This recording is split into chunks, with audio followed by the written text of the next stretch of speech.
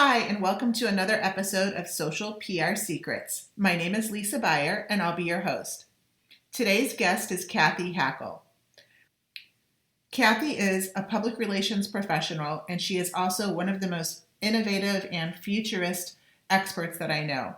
In this episode, we talk about live video and how to integrate it into the social media and public relations strategy. Welcome, Cathy. In this So, hey everybody, we are here today talking not live, we're actually recording, but we're going to be talking about live video, and I have Cathy Hackl here. Hey, Cathy. Hey, Lisa, thanks for having me. So Cathy is the expert on live video, and she's going to take us through what's some of the trends are in live video, what we can do with it as a social media manager, and what we can expect in the future. So Cathy, what is this huge trend with live video? Why is it so important? And tell us what you think the latest is happening. Well, I think live video, live streaming has been around for a long time, but I think it's fairly new that we're able to actually go live from our phones. I used to be a journalist, and back in the day, we needed a live truck, a satellite truck to go live. Now we have millions of dollars of technology, let's say, in our phones. It's basically, it has taken over the world in the sense that a platform like Facebook is all in on live video. So Meerkat, which has already passed away, came out first, February of last year. Then Periscope came out in March. Got my pillow there. I was one of the first people on Periscope, so that always makes me very excited to say. And then Facebook jumped into the live streaming and the live video world, and that really changed and revolutionized everything. And I think a lot of people are going to start to see the campaign ad on television and billboards and digital billboards, where Facebook is showing people how to go live and urging, and really trying to get them to go live on the platform. So you can go live as an individual, and as a brand, you can go live on your Facebook page. Mm-hmm. And so give some examples of some trends on how brands, large and small, can utilize Facebook Live or any other live streaming video that might be appropriate. Definitely. Brands are using it to create fun engagement. I saw a lot of brands on election night not too long ago using it, since the country was so stressed out, no matter, this is not political, I'm just saying everyone was stressed out. I'm still tired from that night. Everyone's tired. A lot of brands had get relief stress, watch a candle, a nice candle, there was a negative candle, but, they had a Japanese, a garden. They had some brands were trying to do something to say, okay, it is election night, but you can always watch your feed and it'll be more relaxing. So I saw that play out a little bit on Facebook Live, and I thought that was interesting. They're using it a lot to communicate with audiences and to promote their what they're doing. I like it because of the engagement. I think people can ask questions, and then the brands, if they can answer, or if not, they can always go back to those comments. But it's that real-time engagement that you get on live video that I think is very, very valuable to brands. Definitely. And I see, just some of the speakers in our sector. So Guy Kawasaki is one. I love how he's using it, and he can basically use it as announcing news, or doing a kind of a FAQ on a certain subject, or just doing a presentation that you would just see at a conference. You can just do on Facebook Live. It's like having your own TV show. Now you can have the Lisa Beyer show, or the Cathy Hackl show, or the whoever show. It's like having your own show because you can go live. That being said, if you are going live for a brand that you work for or represent, you have to do it from your business page. Okay. Yes. Yeah. Especially if you're a company that sells products and everything. So I think you're going to be seeing two different things. The live video that's going to happen on the business front, and then the live video that's going to happen on our personal pages, which is going to be more like, hey, I'm out here at Lake Alice or whatever, or I'm out shopping for spectacles from Snapchat or whatever. You're going to see a lot of these things kind of happen, and it's going to be different. The context of the live video is going to be different. So how do you choose? So let's say you have you're a personal brand, and you have a huge following on your Facebook profile page and not so much of a following on your Facebook brand page. So, it's like you have to kind of balance out, okay, where is your audience, right? You got to balance it out, and you can still go live on your personal. You just have to make sure that you're not selling on your personal. Okay. If you're promoting a new product, if you're trying to get people to buy tickets to a movie or whatever it is, you have to make sure that it's done in the business page and not in the personal page, because Facebook is going to, crack down on that. Oh, really? Okay. Yeah, So they're going to crack down on that. And also, because this has already happened to me and to lots of people, make sure that when you're going live, if there's music in the background or whatever, be very careful with that, because I've had that where some of my lives have gotten shut down, because even if it wasn't my music, let's say you're at a restaurant and there's music in the background, if the computers and all, the AI that is behind live identifies that as a copyright material, they will shut it down unless you can. They send you an email asking if you have permission to use this copyrighted material. Oh, Cathy, that's a great tip. So just be careful, just be careful and keep your ears out, your ears out for that kind of stuff. So we have all these different outlets to pick from when it comes to live streaming video. So there's Facebook, there's Periscope, there's Snapchat, there's YouTube, and now we just heard Instagram. I know, so exciting, right? So what do you think about that, and how do you choose? Okay, what I think from that is that last year when this came out and a lot of us embraced it, some people in the social media world were saying as skeptics, oh, whatever, this is just a fad. No, this is taking over social media. It's not going away. It's taking over social media. How do you choose? I think that it has to be the platform where your audience is. Some brands are going to be very heavy on Twitter and have a lot of followers on Twitter. So those brands probably need to be more on Periscope than they are going to be on Facebook Live. So I think choosing is going to depend on which brand and what type of brand it is and where the audience is. If you're trying to reach, millennials and Gen Z, definitely Snapchat. I mean, you're a super amazing Snapchatter, Lisa, and you know that firsthand, that if you want to reach that audience, that's where they're at. So I also love Musical.ly. So I think that's a fantastic platform. Of course, it's more like fun and everything, but still, that's a great place for brands that I don't see a lot of brands there yet. So I think it's a good place for them to have fun. Less competition. Less competition, and they can have fun on Musical.ly, Definitely. So what are some mistakes that you see brands making when it comes to live streaming? I mean, some of the things that really are pet peeves of mine are when brands test on their, they go live, but they are testing on their actual Facebook Live pages. And, that is just not professional. You obviously probably have a communications team. So I urge you to test it out on a personal page before you test it out on a business page. I think that's very important. And, some people say the lighting or shaky. Well, I mean, live is raw and authentic. And sometimes that's part of the beauty. Yeah, it seems like social media, it's a little bit more forgiving than it used to be.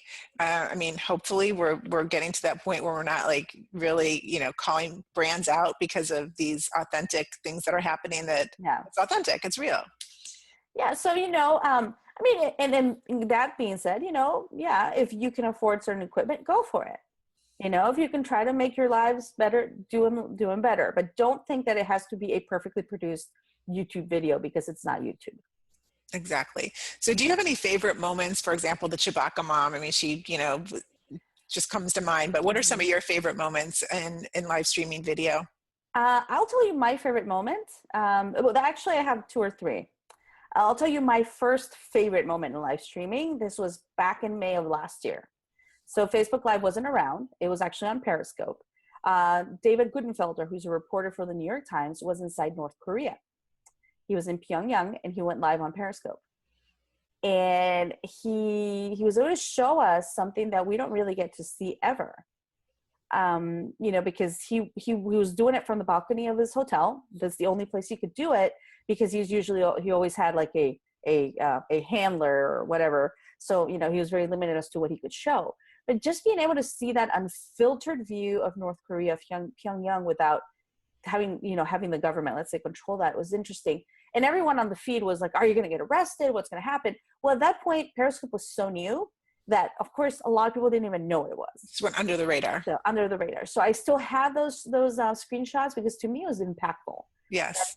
I was able to see this. I was able to experience this with this person in real time and have a conversation with them while they were doing this. So by far, that's one of my favorite moments.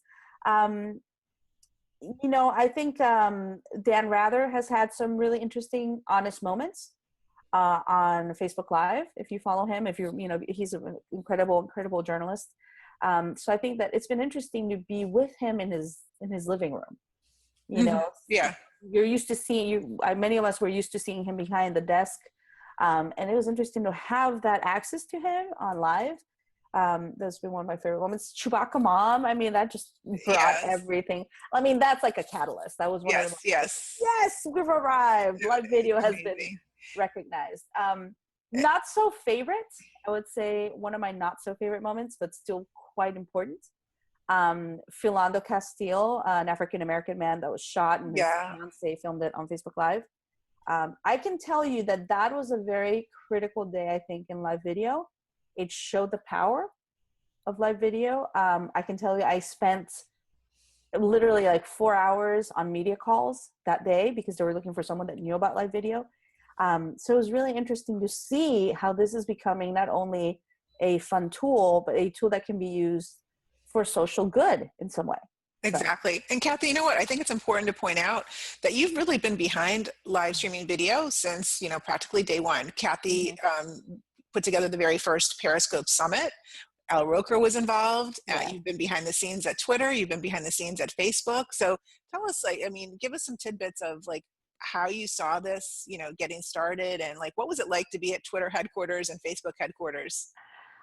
I can tell you that live video has changed my life.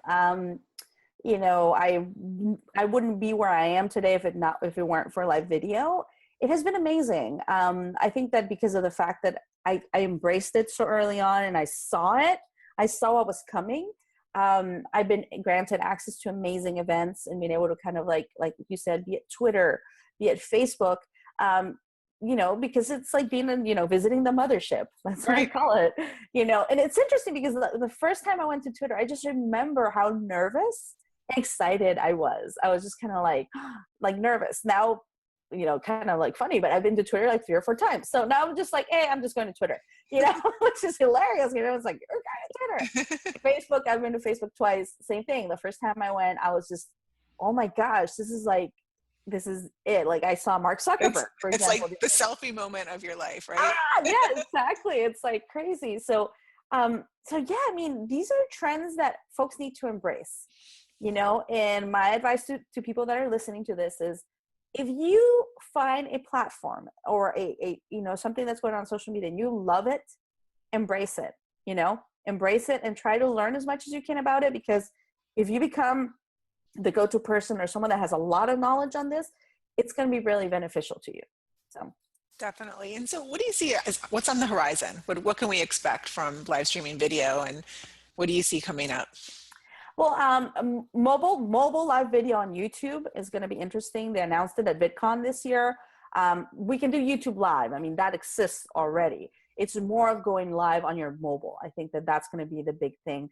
And, you know, they still haven't released it to the masses. Very few YouTubers have access to it. So I think that'll be interesting because this is a YouTube generation. So we'll see how that changes. I think that it's also having a huge impact on television. Many people who are cord cutters and don't have cable watched the elections or watched the debates or whatever unfold on Facebook Live.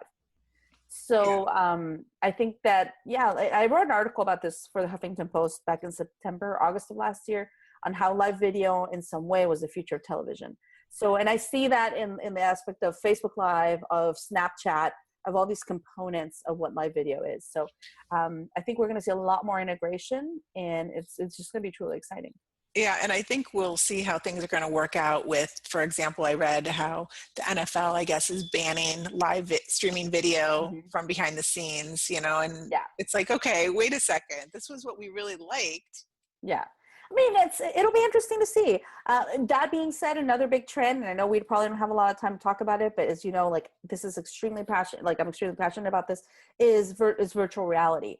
And what live video eventually is going to evolve into social VR, which is partly what Mark Zuckerberg displayed in Oculus 3. So you might want to definitely share that with your students, because that demo is truly fantastic of what kind of a little bit of what the future holds in the live video space. Well, Cathy, I think a better idea than that is we'd love to have you back. I want to talk about trends the very last week of this class, and we'll get really into more detail about virtual reality and some tips and how it's going to be integrated into social. Can you come back and join us in a couple weeks? I would love to, I'm always here to share the knowledge. Okay, great. So we'll try to set that up. Any last pieces of advice when it comes to live streaming video, maybe equipment tips, what future social media managers, just a couple quick actionable tips. Yeah, I mean, test it out. There are simple things. You don't have to spend a gazillion amount of money. This is like a little tripod. It's like $19. Just have fun with it. Learn how to do it and just go live. Really, I think that's my thing. Go live and watch out for what's coming, because VR and AR are going to have a huge impact on live video. Okay, great. Well, Cathy, thank you so much for joining us. We will hopefully get together with you in a couple weeks, and I will check in with you then. All right. Thank you.